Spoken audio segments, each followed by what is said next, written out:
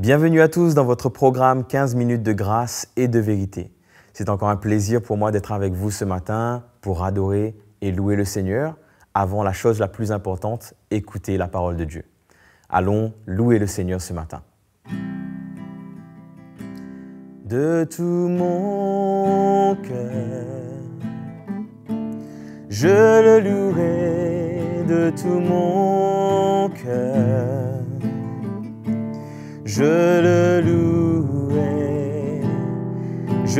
louerai de tout mon cœur, de toute ma force. Je le louerai de toute ma force. Je le louerai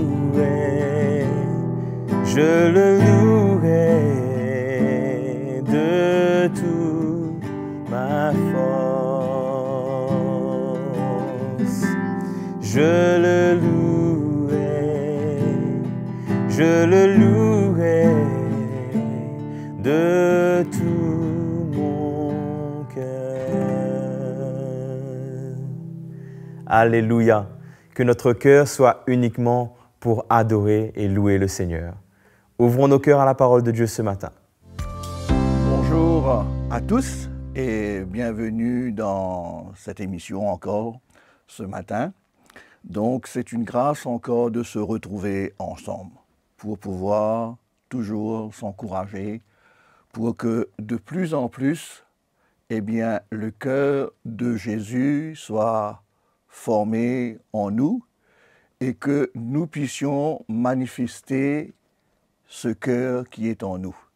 Vous savez, nous sommes tous l'objet de la grâce du Seigneur. Et il y a encore tellement de choses en nous et que le Seigneur est patient envers nous.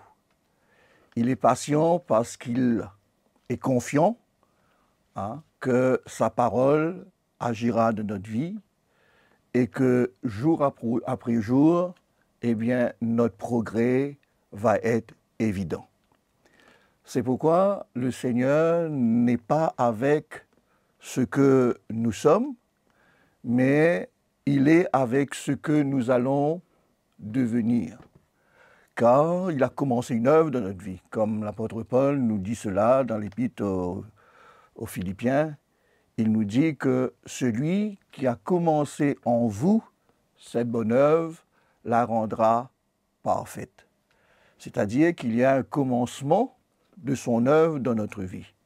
Il nous a touchés par sa grâce, il nous a conduits au milieu de son Église et à travers de l'Évangile, il veut changer notre cœur, il veut agir en nous de manière à ce que nous puissions être semblables à lui et porter des fruits qui le glorifient. C'est pourquoi, quand nous sommes conscients de ce que nous sommes encore et que nous voyons la bonté de Dieu et la patience du Seigneur envers nous, ça doit nous emmener, nous aussi, à manifester le même cœur envers nos frères et sœurs et d'avoir patience à leur égard.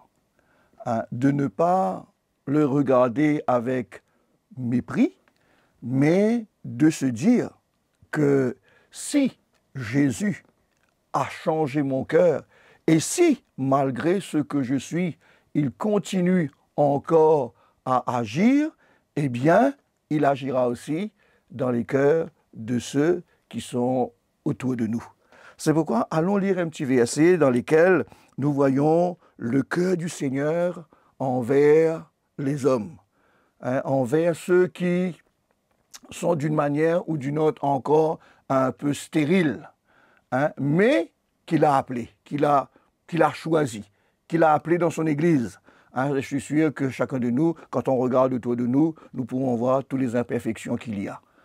Mais n'oublions pas que ce sont nos frères et sœurs qui sont dans l'Église et que le Seigneur désire de plus en plus que nous puissions refléter son cœur.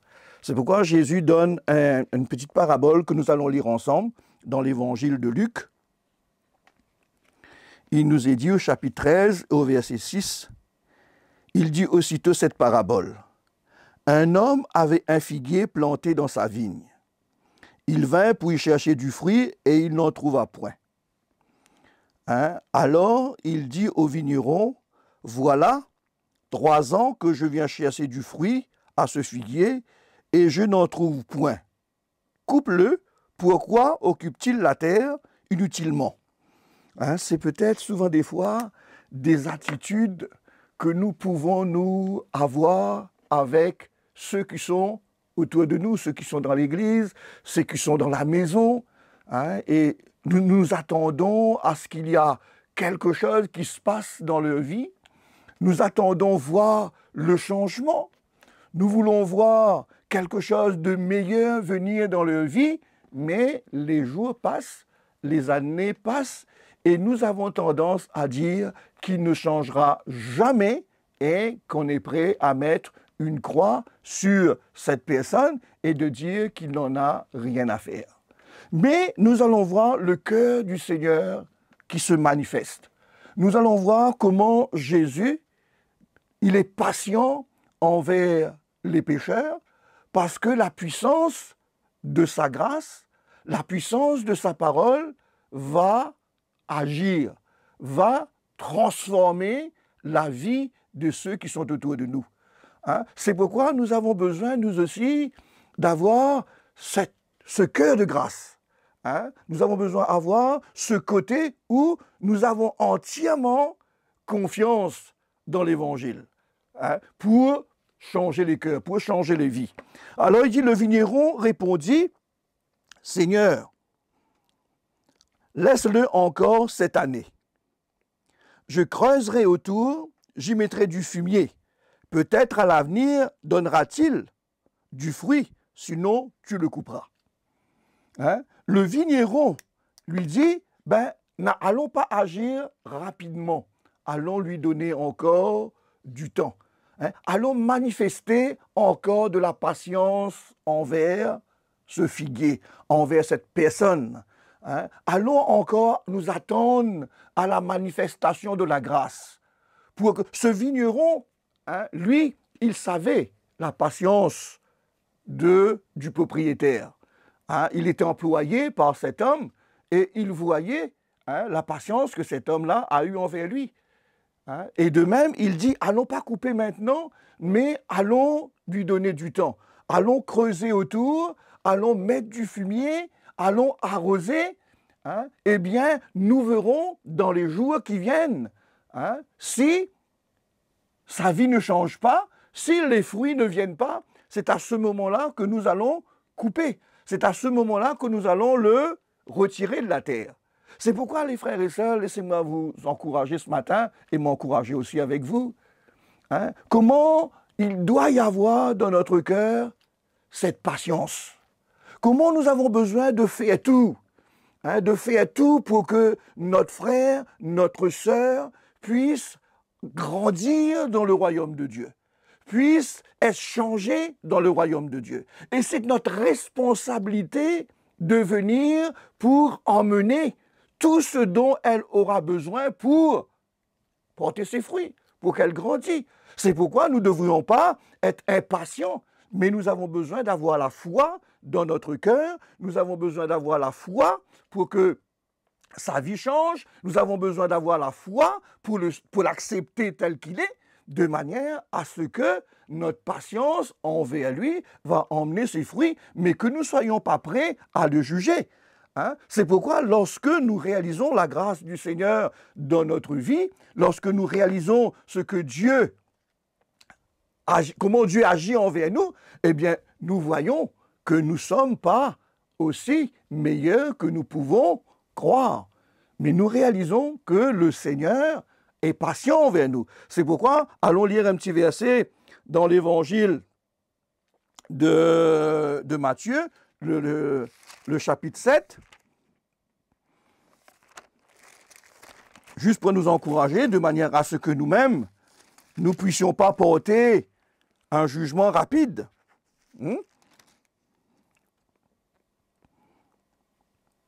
Et le verset 3 nous dit, allons lire à partir du verset 1er si vous voulez, « Ne jugez pas afin que vous ne soyez point jugés, car on vous jugera du jugement dont vous jugez, et l'on vous mesurera avec la mesure dont vous mesurez. » Le Seigneur est en train de dire de ne pas avoir dans notre cœur un jugement à l'égard des autres, une impatience à l'égard des autres.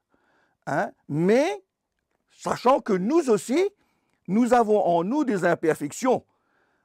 Parce que si nous sommes prêts à lancer un jugement sur les autres ou si nous sommes prêts à agir envers les autres, sachez que nous aussi, nous allons être jugés en fonction de ce que nous avons exercé à l'égard des autres. Car on vous jugera du jugement dont vous avez jugé. Et l'on vous mesurera avec la mesure dont vous aurez mesuré. Pourquoi vois-tu la paille qui est dans l'œil de ton prochain et n'aperçois-tu pas la poutre qui est dans le tien? Comment peux-tu dire à ton frère, laisse-moi ôter une paille dans ton œil, toi qui as une poutre dans les tiens?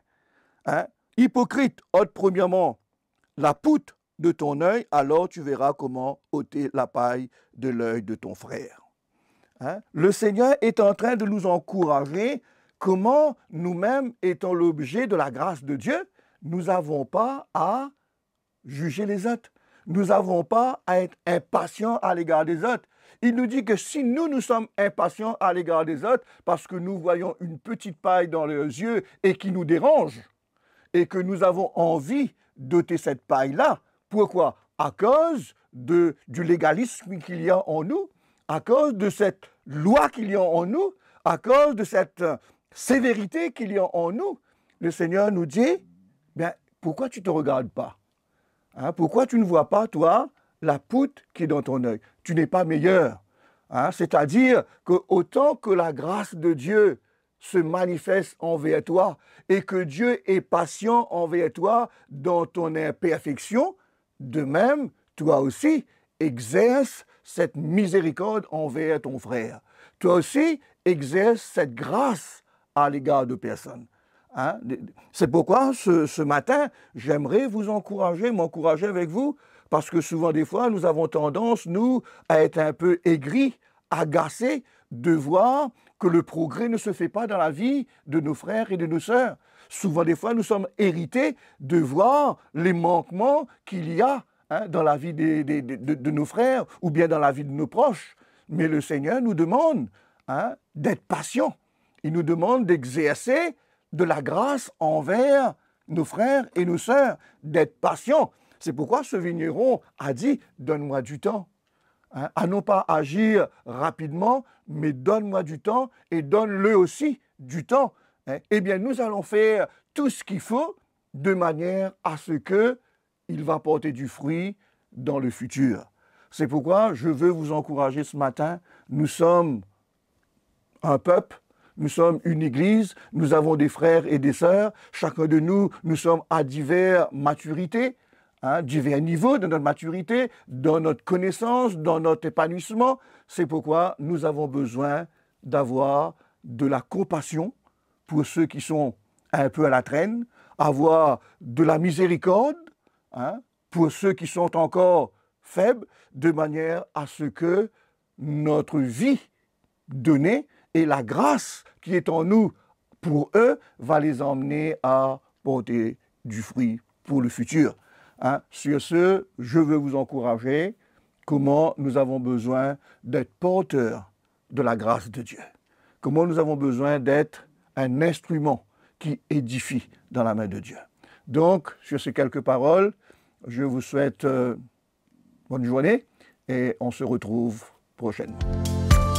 Nous bénissons le Seigneur pour la richesse et la profondeur qui se trouvent dans sa parole. Je vous invite à aimer et à partager cette vidéo autour de vous. N'oubliez pas, abonnez-vous à notre chaîne CTMI et bien sûr, cliquez sur la petite cloche que vous trouverez en bas à droite afin de recevoir les dernières notifications de notre chaîne YouTube. Je vous invite également à nous écrire pour nous partager vos expériences, vos témoignages à l'adresse qui s'affiche sur votre écran. Que le Seigneur vous bénisse et à bientôt.